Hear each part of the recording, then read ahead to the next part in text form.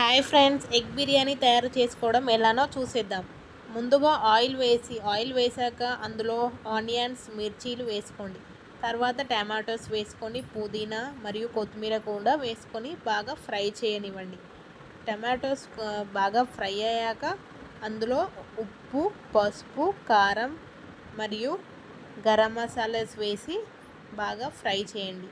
కాసేపు టమాటోస్ మగ్గిన తర్వాత మరియు కారం కూడా ఉడికినాక తర్వాత మనం పెరుగు యాడ్ చేసుకోవాలి. పెరుగు మనకి ఎంతో టేస్ట్ని ఇస్తుంది ఎగ్ బిర్యానీలో.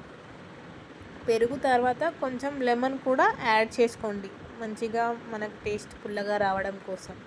తర్వాత ఇక్కడ వీడియోలో చూపిస్తున్న విధంగా రైస్ సగం ఉడికిన అన్నాన్ని దాంట్లో వేసుకున్నాక దాని మీద నుంచి కొంచెం కొత్తిమీర కూడా వేసుకోండి. టేస్ట్ ఎంతో బాగుంటుంది.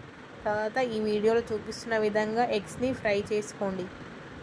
ఫ్రై చేసుకున్న ఎగ్స్ని రైస్లో వేయండి. తర్వాత ఎంతో టేస్టీకరమైన ఎగ్ బిర్యానీ మనకు రెడీ అయిపోయింది. సర్వ్ చేసుకొని తినేయడమే.